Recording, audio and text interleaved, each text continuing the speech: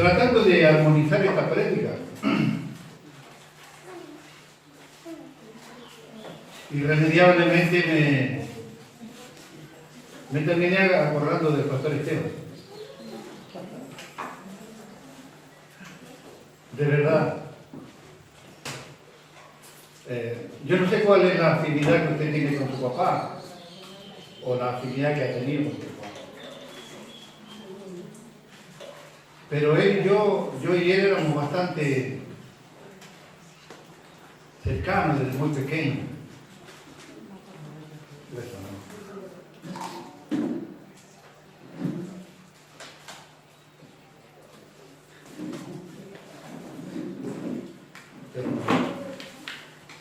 Después tiene que pagarle a la mano, porque si no, no va a dejar ir a ninguno de los dos. Le decía que con el pastor Esteban irremediablemente teníamos una similitudes en un montón de cosas. Hablo de cosas físicas. No es que yo era delgado como él, no, pero teníamos un montón de cicatrices que yo tengo. Él las tenía en el mismo lugar. Pero era de verdad asombrosa la cantidad de cicatrices similares que nosotros dos teníamos. A veces creo que por las mismas actividades que teníamos. Yo le enseñé a trabajar a él durante muchos años. Y heridas que se van haciendo con el uso de las manos cuando uno trabaja con madera, con ladrillo, ¿no? Con fierro, de lo cual yo hice toda mi vida. Y él desde muy pequeño también hacía eso conmigo. Y teníamos muchas cicatrices parecidas de los mismos lugares, ¿Usted tiene cicatrices así parecidas de su mentor? A lo mejor usted no tiene ninguna cicatriz, me parece espectacular. Ahora estaba toda la vida dentro de una caja de vidrio, nada lo tocó. O no le lavó un día ni a Cristo, no sé, digo yo. Pero generalmente el que trabaja tiene marquita. Gracias por su entusiasmo. El que labura, el que mete la mano, tiene marcas.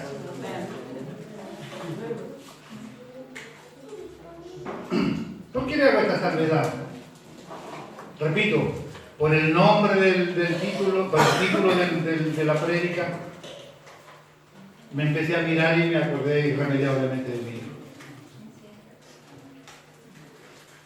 El título de esto es Las marcas del cristiano.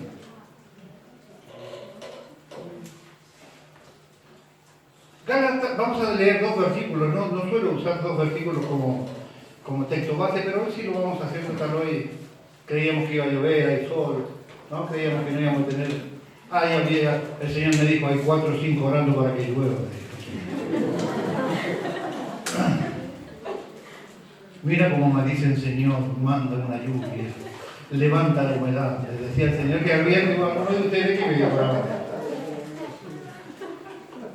Y yo le dije, Señor, no le afloje. Y él me dijo, ni ahí, hijo.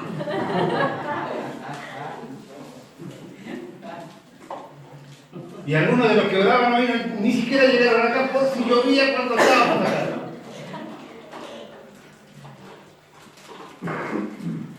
Gálatas capítulo 6, versículo 17, y lo vamos a poner a la par, lo vamos a comparar con 2 Corintios 4:10.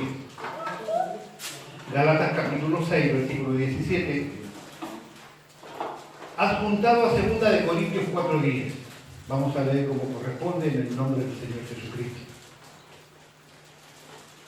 Gálatas 6, 17 dice así en el nombre del Señor: de aquí en adelante nadie me causa molestias, porque yo traigo en mi cuerpo las marcas del Señor Jesús. De aquí en adelante nadie me causa molestias, porque yo traigo en mi cuerpo las marcas del Señor Jesús. 2 Corintios 4:10, para armonizar y potenciar la idea, dice así: llevando en el cuerpo siempre por todas partes la muerte de Jesús, para que también la vida de Jesús se manifieste en nuestro cuerpo. Me puse a pensar en las marcas de los discípulos.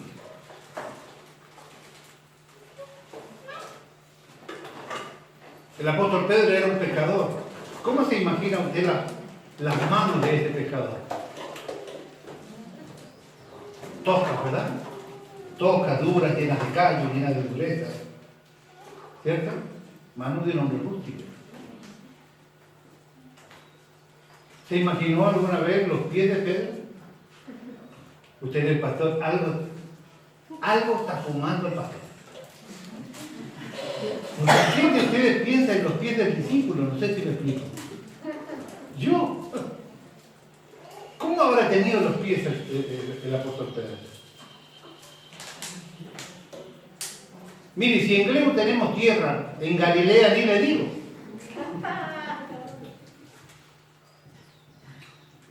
He estado pensando en las marcas de un discípulo recientemente y terminé acordándome de mi amado hijo. Un discípulo es uno que siempre aprende de su maestro. Yo le enseñé a trabajar a él. Después él pulió algunas actividades, claro que sí, pero tengo el placer de haberle enseñado a trabajar a mi hijo. Yo no quiero preguntar a ustedes hoy, a ver los que están conmigo hace mucho tiempo, ¿quién es su maestro? Mi comentario previo fue malicioso. Fue para tomar su mente y manipularla. Porque obviamente usted va a decir, sí, Jesús es mi maestro. Pero como yo le dije que usted está conmigo hace mucho, el pastor es el que le enseña. ¿Verdad? Amén. Yo lo manipulé. Vuelvo 2 pasos para atrás. ¿Quién es su maestro? El suyo. El mío. El suyo. Porque el compañero Gualdini dijo, ¿cómo no? Todos son discípulos del Señor. Vamos a ver. ¿Quién es su maestro? Si soy yo su maestro, si ustedes son mis discípulos, van a ser como yo. Mejor. Porque van a ser irritables, van a ser duros, van a ser insensibles, defensivos, imperfectos, caprichosos. ¿Verdad? Si usted es mi discípulo, usted irremediablemente se va a parecer a mí. Le enseñaba hasta el cansancio que evangelizar es clonar. Aquellos que tienen la responsabilidad de enseñar y de guiar y de mostrarle a otros el evangelio es simplemente clonar. Irremediablemente saldrá como usted es. Sería mejor que aprendieran de un maestro perfecto, ¿verdad? Solo hay uno en esta categoría.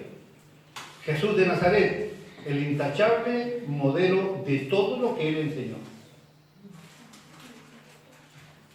La gente le llamaba maestro, pero pocos eran sus discípulos. Hoy en día en la iglesia cristiana llaman a Jesús maestro, pero son muy pocos los discípulos que él tiene. Repito, el concepto de maestro es aquel que aprende e imita a su maestro. Eso es un discípulo. Si muchos lo abandonaron, menos siguieron fielmente hasta el final, lo abandonaron el camino. Pero muchos querían oírle, ver sus obras y sentir el entusiasmo del reino que él predicaba. Hasta el día de hoy es igual. Demasiados todavía lo siguen por los panes y los peces. Vaya a las iglesias donde se predica exclusivamente de prosperidad y de cuenta. Aquellos que predican y se afirman, enseñen la palabra, ¿no? La gente deja lo que sea aquí con tal de ganar una bendición o de comprar una bendición que Dios te da gratuitamente. Demasiado todavía lo siguen por los panes y los peces. Cristo Jesús dijo a sus apóstoles esa última noche en la celebración de la vieja Pascua y la inauguración de la cena del Señor, vosotros me llamáis maestros y Señor. Y tienes razón porque yo lo soy. Pues si yo, el Señor y Maestro, os lavé los pies, vosotros también debéis lavaros los pies unos a otros. Yo alguna vez le lavé los pies a algunos de ustedes. ¿Te acuerdas, Pablito? Que no me quería pesar la gamba. ¿Pensó usted en alguna ocasión que Dios te vaya a mandarle a lavar los pies a alguno de los de la iglesia? Y créeme que con el que menos afinidad tengas es con quien Dios te va a mandar. Porque lavarle los pies a mi esposa, yo como marido, no es un problema. La baño si quiere, aunque no se deja. ¿Verdad que no me le mete llave al baño? ¿No? Aprovecho el pulso que ella puede decir nada. Entonces, le mete 2 segundos a la puerta del baño. Gracias a Dios que tenemos 2 baños. No, porque yo imprevisto de la vida y siempre, mamita, ¿te falta mucho? No. 2 cerros. Pues si yo, el Señor y Maestro, os lavé los pies, vosotros también debéis lavar los pies unos a otros, porque os he dado ejemplo para que como yo he hecho, vosotros también hagáis, dice Juan capítulo 13, versículos 13 al 15. Pocos incidentes evangélicos nos revelan tan claramente este carácter de Jesús y esta maravillosa amor que él tenía allí en las circunstancias de lavar los pies. Cuando pensamos en lo que Jesús podría haber llegado a hacer en esta tierra y lo que él podría haber llegado a hacer, nos damos cuenta de mejor manera la maravilla que fue lo que él hizo. Número 1, Jesús sabía que tenía todo en sus manos. Sabía que estaba cerca la hora de su humillación, pero también sabía que estaba cerca la hora de exaltar su nombre y que él sería exaltado por sobre todo. Él lo sabía. Si usted tiene este poder, de saber que está bien, vas a sufrir un rato, pero que toda la gloria y todo el poder te lo ha puesto rápidamente en tus manos, ¿qué es lo que haría usted? Tal conocimiento podría haber llenado de orgullo al Señor. Sin embargo, sabiendo que el poder y la gloria eran suyos, lavó los pies de sus discípulos.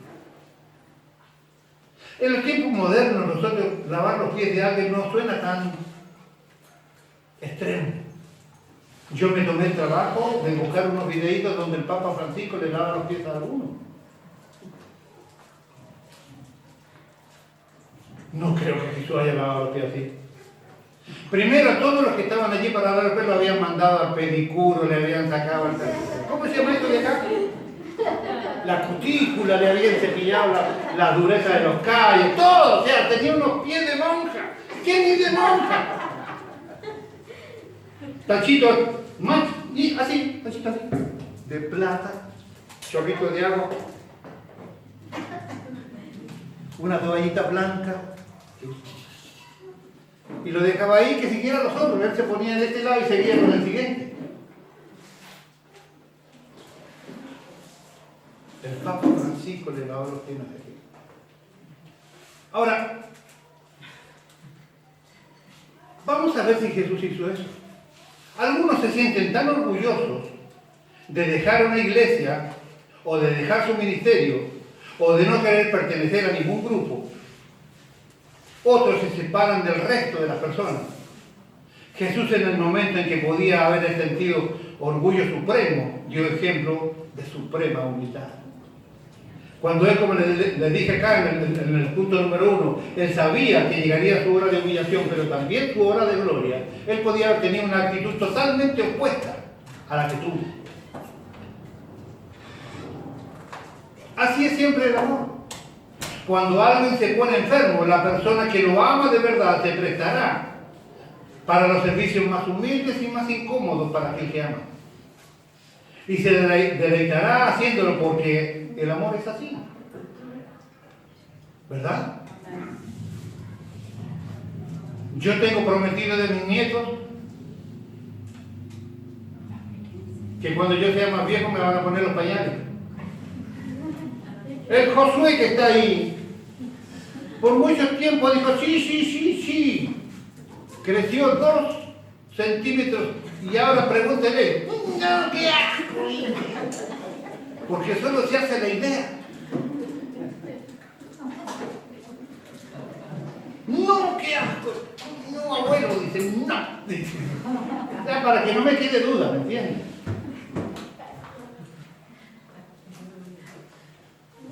¿Pensó que él le va a poner los pañales a usted cuando usted sea viejo? Porque va a llegar a ser viejo. Algunas personas se creen demasiado importantes para hacer cosas humildes. Repito, nos creemos demasiado importantes a veces como para hacer cosas humildes.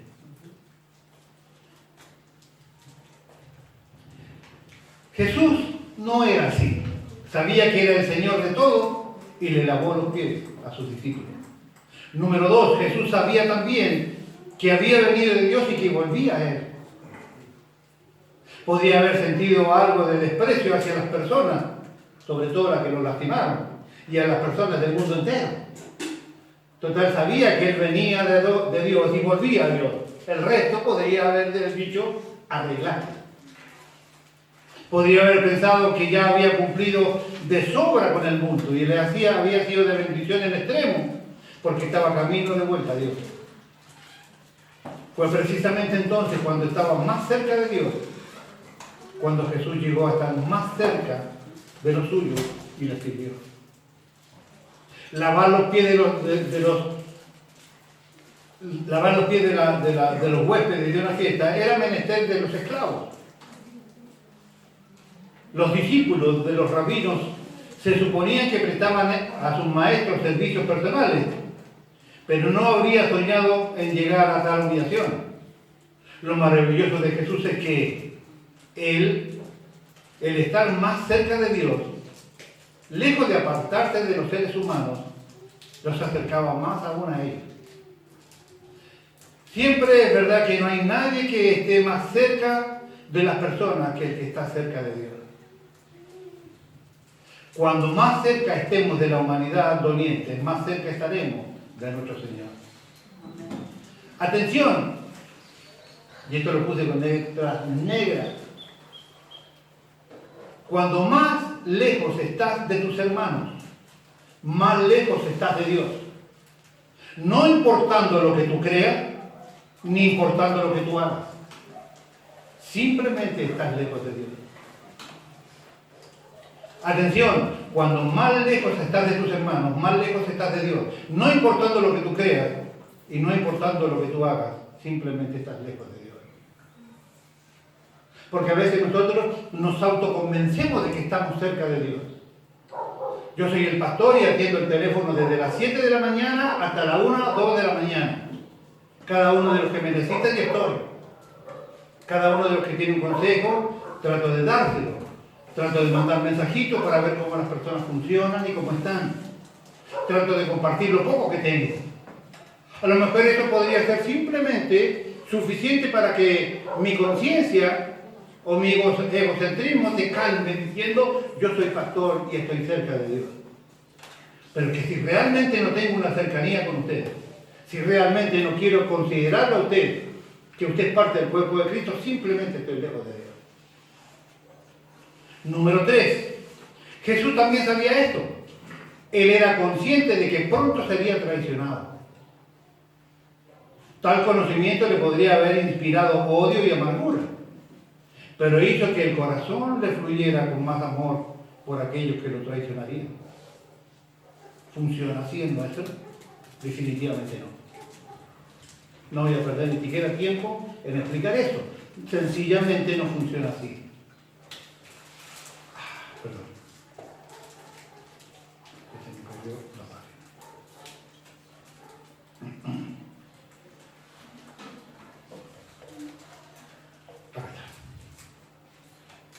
Tal conocimiento le podría haber inspirado odio y amargura, pero hizo que el corazón le fluyera con más amor hacia nosotros.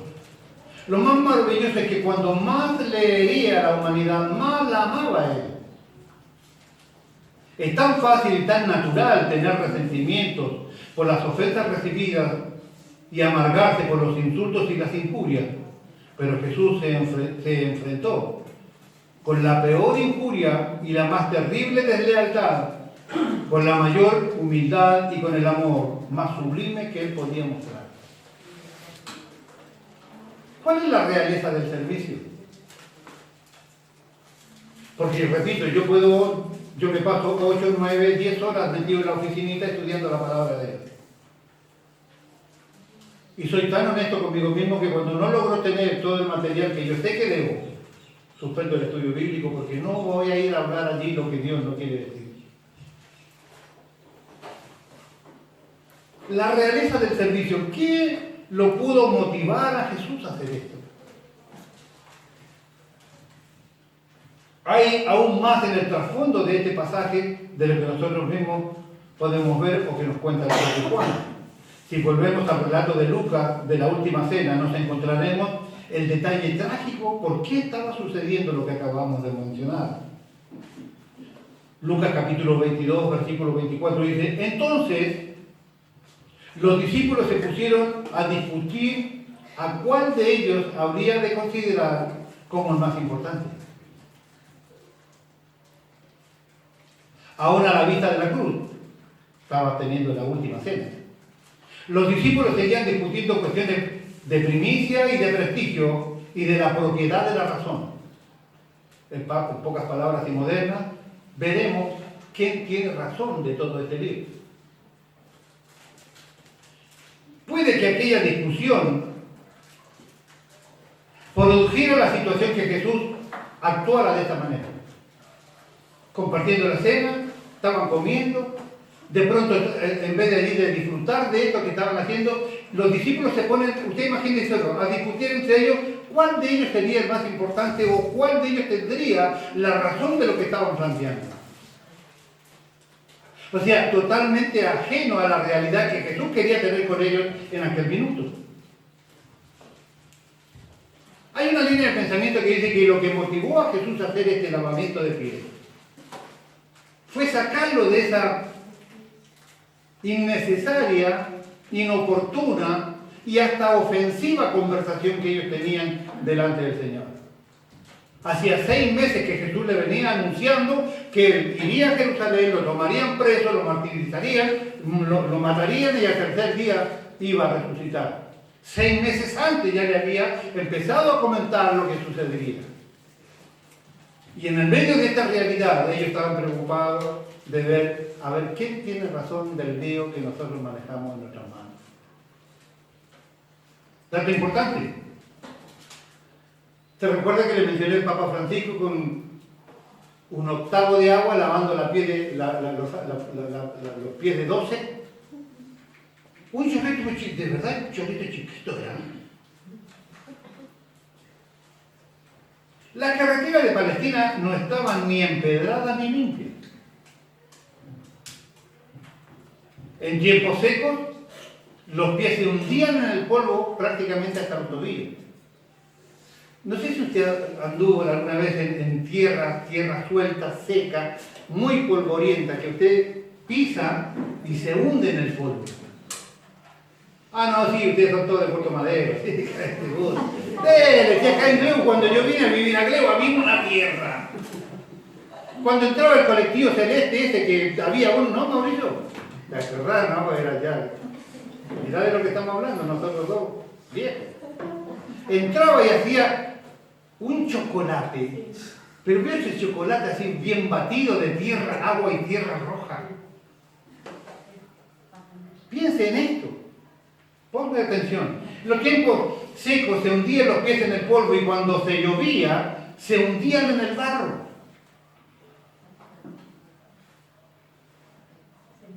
Creo que zapatillas blancas, zapatos lustrados, asfalto, ¿no? El calzado más corriente eran las sandalias,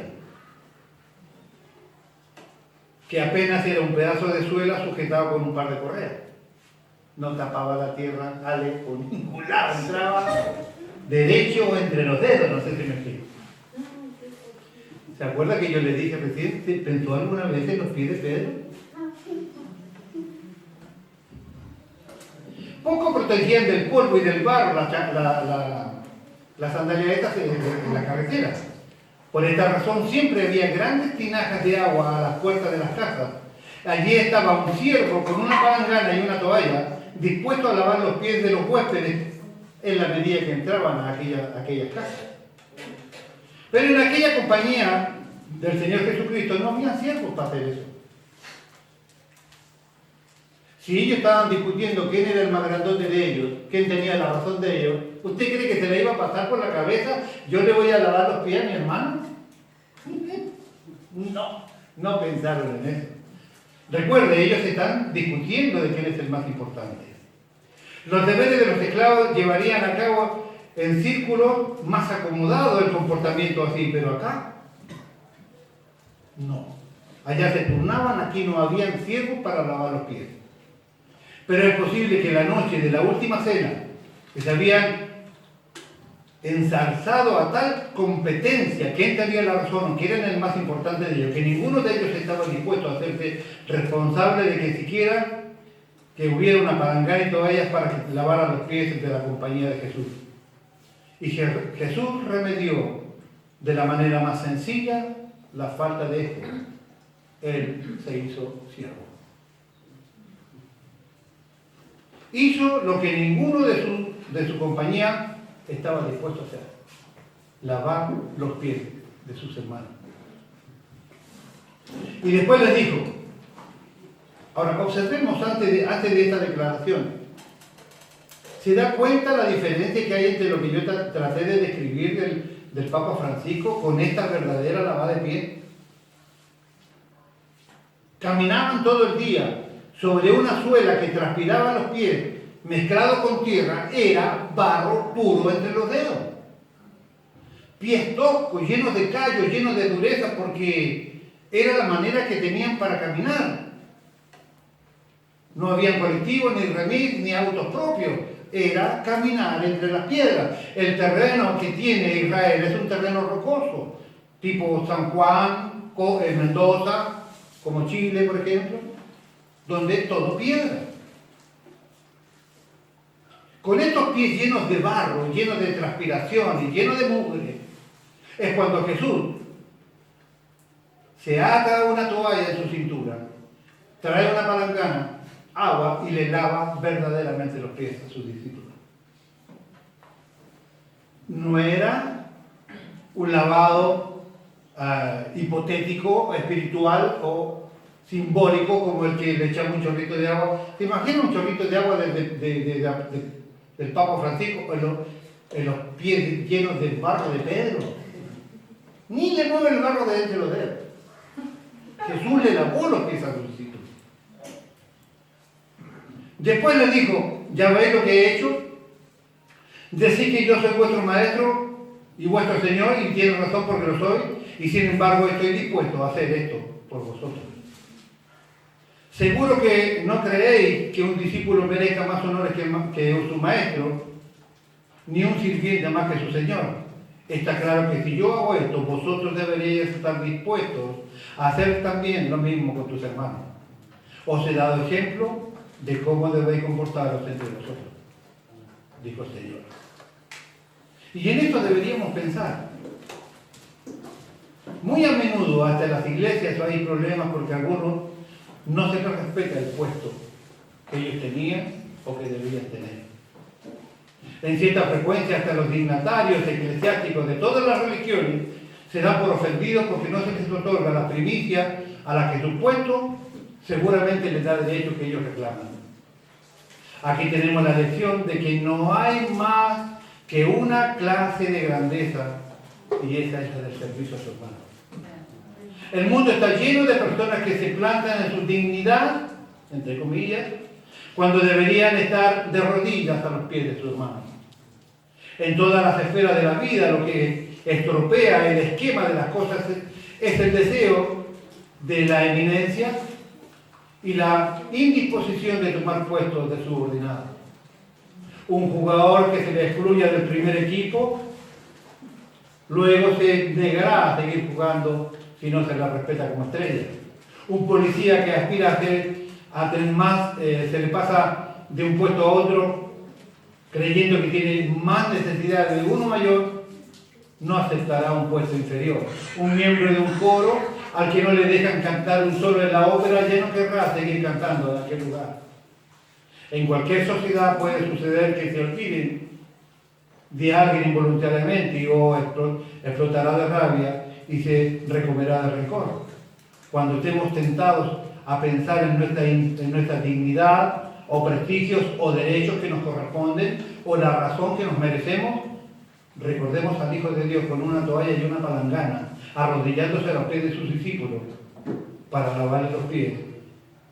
Para ser realmente grande, uno tiene que estar humillado como Cristo mostró su humillación.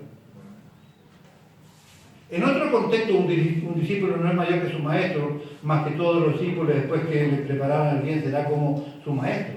Si se prepara adecuadamente, será como tu maestro. La meta nuestra es ser como Cristo. Pablo hablaba de que tenía marcas en su cuerpo. Pero son las únicas marcas que debe tener un cristiano. La de los látigos, la de las cuerdas por donde descendió del muro. ¿Qué es una marca? Algo que te identifica con otro. Yo le mencioné al pastor Esteban, teníamos ambas muñecas con costuritas, porque trabajando con alambres o con destornilladores te identifica, trabajaste con determinada herramienta. ¿Cuáles son las marcas que debería tener la Iglesia de Cristo del siglo XXI? Ya no son las marcas del látigo romano, ni de los grillos, de los cepos de las cárceles cuando eran prisioneros. ¿Son marcas negativas las únicas que podríamos llegar a tener? ¿O la marca no es la que te puede identificar con Él? La humildad y el amor por los semejantes. El amor por el cuerpo de Cristo, de que somos uno. No somos un montón de células, ya se los enseñé la vez pasada. Muchos cuerpos vivos que dan un solo sacrificio a Dios. Nosotros tenemos que entender que somos la Iglesia de Cristo. La única esperanza que tiene el barrio donde estamos viviendo, los vecinos que tenemos, los amigos que tenemos, los familiares que tenemos.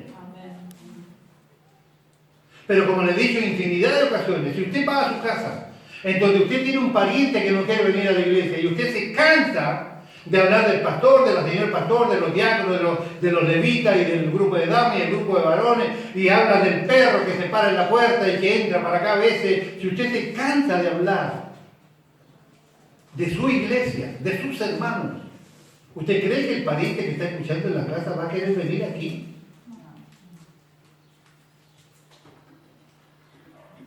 Va a decir, eso el que está ahí es un lío, por no decir otra cosa. Me quedo en la tranquilidad de mi casa.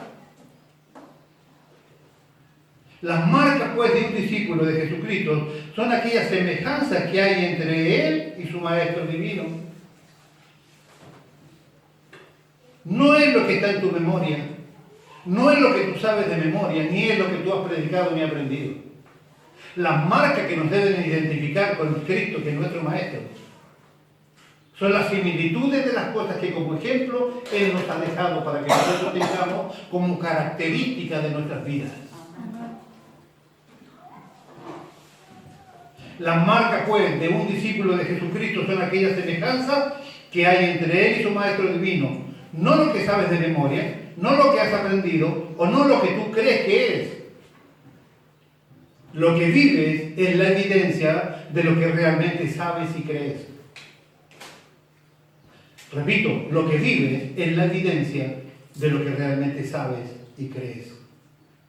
Por esto Jesús dijo, sed pues perfecto, misericordioso, compasivo, así como vuestro Padre Celestial es perfecto, misericordioso, compasivo, porque Él era igual a su Padre, el reflejo fiel de su persona, dice Mateo capítulo 5, versículo 48 y Lucas 6, 36.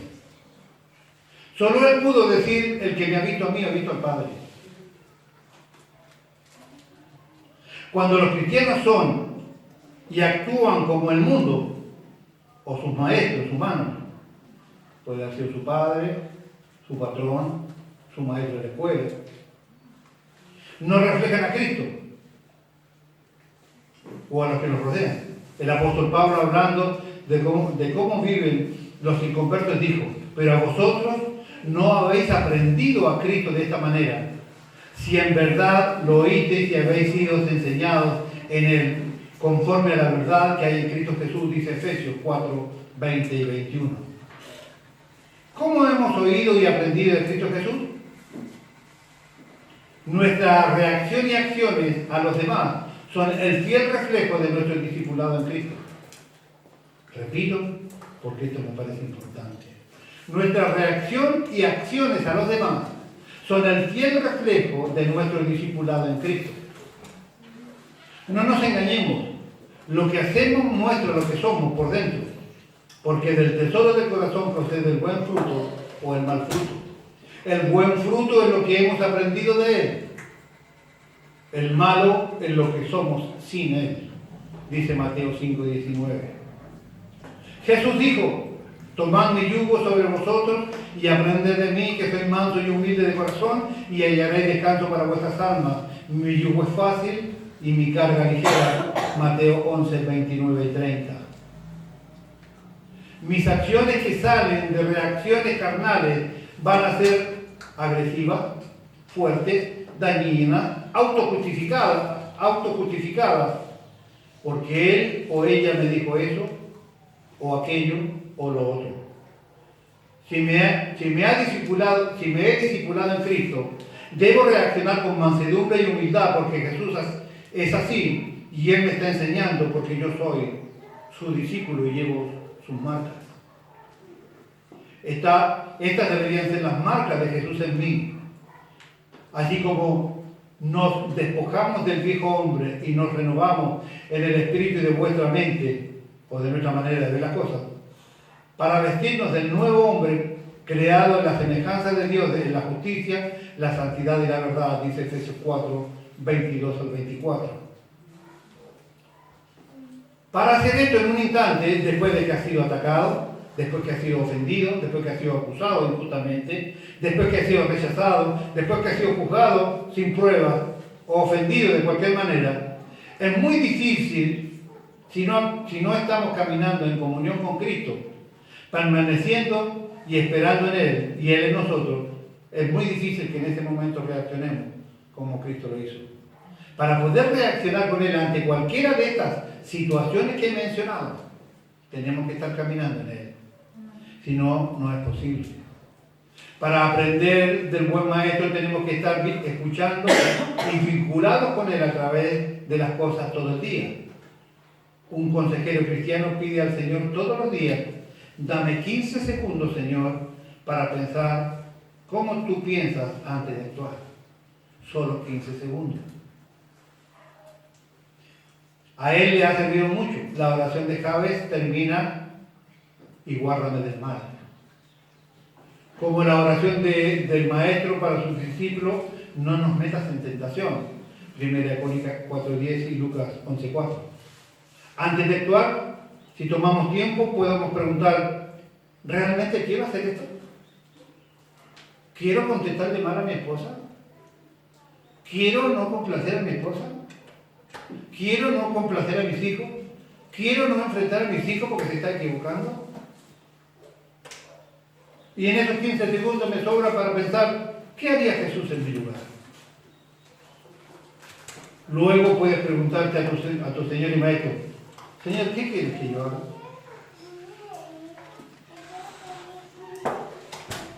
Todo esto puede suceder en apenas 15 segundos. Si antes de hablar en la carne, nos volvemos espirituales y le preguntamos a nuestro Dios: ¿qué quieres que yo haga? Les he enseñado que el arrepentimiento significa puntualmente cambiar de pensamiento. Cuando usted cambie de pensamiento, va a cambiar de sentimiento, y cuando usted cambie de sentimiento, va a cambiar su caminar. Si usted en vez de actuar en la carne, usted empieza a pensar en las cosas del Espíritu, automáticamente se convirtió en una persona espiritual. No tiene que andar levitando, ni tiene que ver ángeles, ni tiene que cantar como aquellos ángeles que le aparecieron a los pastores. No. Ser espiritual es pensar en las cosas del Espíritu. Ser espiritual es pensar como Cristo pensaba. Ser espiritual es actuar como Cristo actuaba.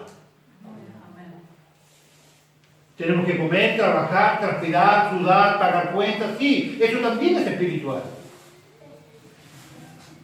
¿Qué quieres que yo haga? Es la pregunta maravillosa que el apóstol Pablo dijo allí camino a Damasco. Eso es lo que puede suceder en 15 segundos. Si andas en relación de discípulo, en comunicación con tu Cristo, y como diríamos hoy, si estás en línea con Él. Cuando necesitamos este tipo de discipulado, hoy en día, el mundo necesita de esto, porque la esperanza del mundo somos nosotros. Las esperanzas de tus compañeros de trabajo somos nosotros. Las esperanzas de tus compañeros de escuela somos nosotros. La esperanza de los clientes de tu negocio somos nosotros. La esperanza de tu familia somos nosotros. El cuerpo de Cristo. Solamente sus discípulos verdaderos llevarán las marcas inconfundibles de la semejanza de su Maestro. El que realmente atrae a otros hacia Él, solo por la amabilidad, la humildad y en el amor. ¿Qué tipo de marcas tenemos nosotros? ¿Qué es lo que tenemos las marcas de las heridas que nos hicieron porque nos lastimaron? Es la única marca que hemos guardado. ¿No hay acaso alguna marca de estas buenas marcas del Señor? Ser paciente como lo es Él, ser amoroso como lo era Él, obediente a su Padre como lo era Él. ¿Cuánto esfuerzo usted hace en el día para actuar como Jesús? ¿Cuántos versículos se cruzan por tu cabeza cuando tienes que tomar la determinación de hacer algo que no sabes cómo enfrentar? ¿De verdad tratas de tomar al Jesús bíblico y ponerlo en el lugar de la situación que estás enfrentando para ver cómo actuaría Él en aquel minuto? ¿Se te pasa siquiera por la mente decir, Señor, ¿qué quieres que tú hagas? Mira la injusticia que me está pasando, pero ¿qué quieres que tú hagas? Mira, Señor, el patrón no me quiere pagar. Señor, ¿qué quieres que yo haga? Voy a buscar a los compas de allá del barrio chino. Tengo 2 contactos. Llamo al sindicato y le quemo la oficina. O de bronca le rompo la máquina. ¿No? De incendio la panadería, no. O dejamos que Dios sea Dios. El hermano Maxi nos contaba un testimonio espectacular el otro día. Por consejo de no sé quién. Por consejo mío le dije, no llame, no discuta, no hable. Dios le va a dar la posibilidad de usted hablarle de Cristo nuevamente a esa persona. Dios va a resolver el tema con maldición. Y él nos contaba que esa misma persona, por quien él estaba preocupado, después de haber pasado con problemas cardíacos, con la señora le provocó problemas cardíacos. Una bromita, no se pongan así. Le estoy diciendo, reaccione bien.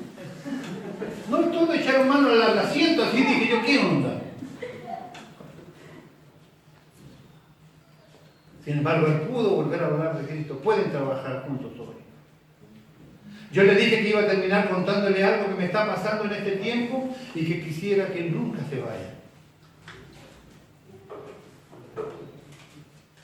No creo que lo vuelva a repetir y me hubiese gustado que los demás lo escuchen. Yo conocí al Señor hace muchísimos años, 44, 43, más de 40, mucho más de 40. Me recuerdo que en aquellos comienzos pentecostales, yo estuve en la iglesia pentecostal como 16 años, estudié en el seminario pentecostal. Hacíamos cadenas de oración en el templo. Había que ir hasta el templo a orar a la mañana, 1 o 2 horas cada uno. ¿Ustedes cómo son los pentecostales? O hace o al infierno. ¿No? Más o menos va por ahí, ¿o no? A mí no me van a decir que no, porque yo tuve 16.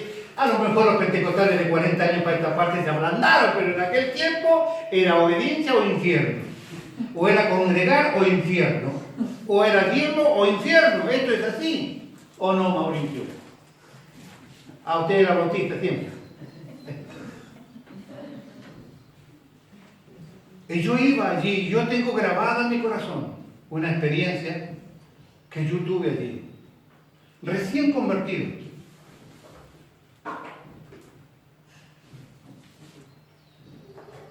Solo en un templo muy grande. Oraba al Señor y esa mañana, de 2 horas de oración, media hora o más, yo estuve cantándole solo como un loco al Señor. Me recuerdo claramente cómo entraba el sol por las ventanas, cómo estaba todo iluminado. Fue algo tan maravilloso para mí, que yo nunca he olvidado esa experiencia. Pero lo que no he olvidado es lo que yo sentí en aquel momento. Y cada vez que Dios me llevaba a Apocalipsis 3, cuando dice, sé que has hecho esto y esto, pero tengo contra ti que has... ¿Cómo dice? ¿Perdón? ¿Cuál es la palabra correcta? ¿Has dejado el primer amor? Algo así, ¿no? Y siempre esa fue una persecución para mí, porque después me volví seminarista, y después me volví analítico, y después me volví exigente, y después me volví... Dejé aquella simpleza. Dentro de pocos días, el 24 de diciembre, voy a cumplir 66 años. Toda la vida me ha perseguido aquel versículo que yo tengo que volver al primer amor. Porque tengo claramente esa sensación que sentía allá, en aquel tiempo, cantando solo en aquel lugar. Sabía poco y nada. Pero yo sé que aquel día el Señor se alegró de lo que yo hice solo en aquel lugar. Repito, pasó el tiempo y las cosas fueron cambiando, endureciendo, algunas crecidas y otras se fueron como secando o poniéndose duras. Pero en estos tiempos de angustia, porque más o menos he pasado los últimos 2 meses muy feos. Cada discusión que ustedes tienen a mí me matan, me envejecen.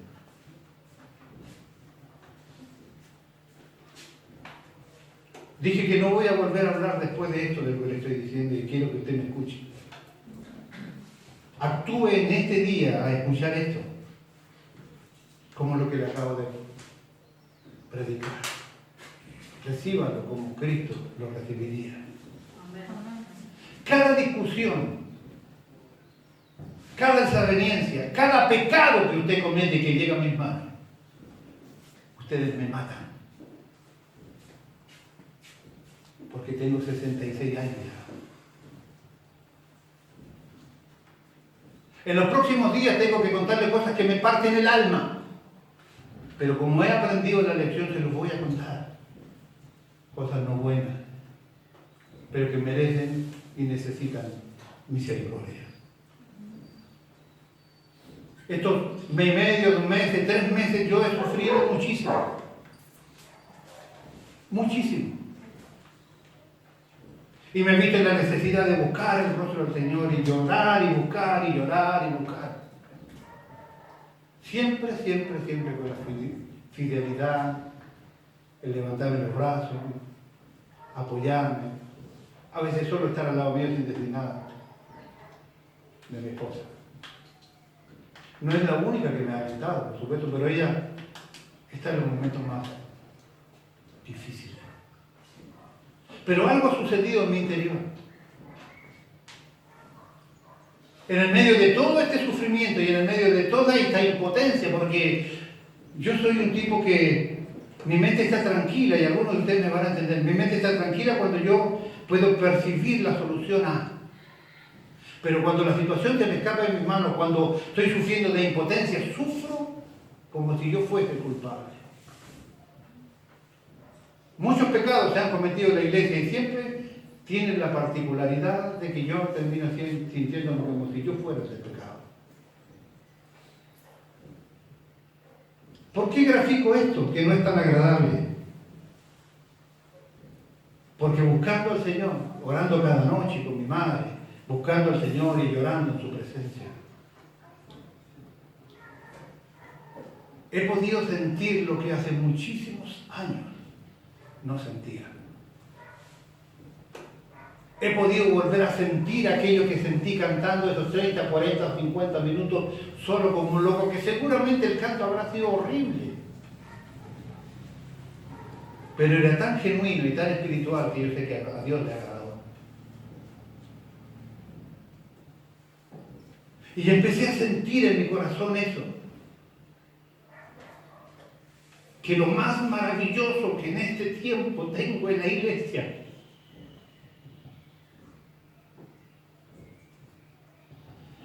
que no podría estar en ningún otro lugar que no sea en esta. Y que cada vez que los miro, y que cada vez que los veo, y que cada vez que los abrazo, son lo más maravilloso que me ha pasado.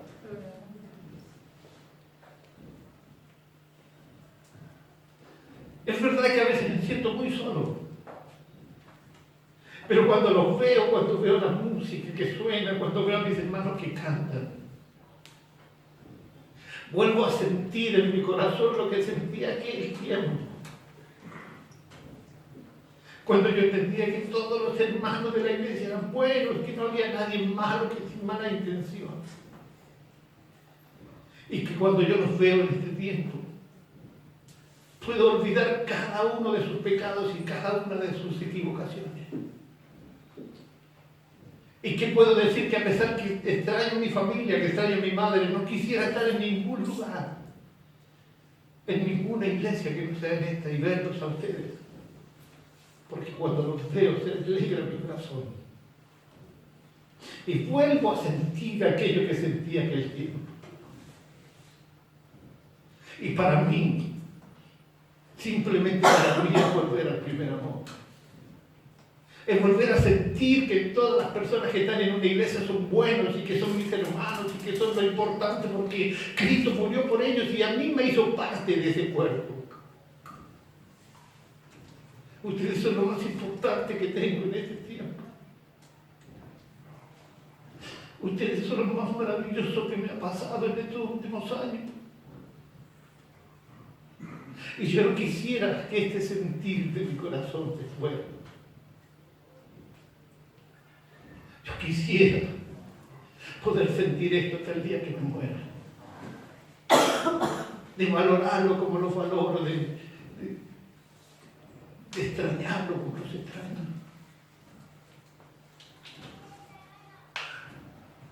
Si esto es parte de las marcas de Cristo, no quiero que nunca se vaya.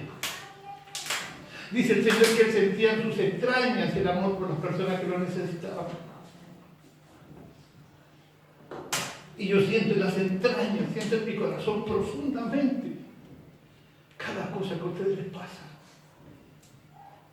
Y me alegro profundamente cuando se desaparecen y por allí vuelven a venir.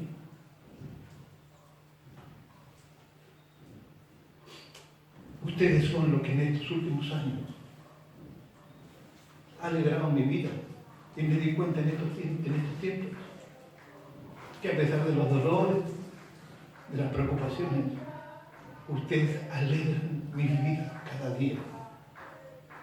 Y que yo quisiera poder sentir y ver de esta manera y que nunca esta marca de Cristo se vaya de mí. Amén. La iglesia de Cristo, mis hermanos, ustedes, mi familia, es simplemente lo más maravilloso que Dios me ha dado en este último tiempo. Vale la pena sufrir como Cristo sufrió. Esto no tiene comparación. Pero sé que es una marca del Señor en mi corazón y no quiero que se vaya. No quiero que esa secuela de amor por mi hermano se muera. Pero créanme que yo vivo para esta iglesia. Y usted llena mi corazón. Y quisiera que siempre fuera así. Los amo con todo mi corazón y vivo para esto.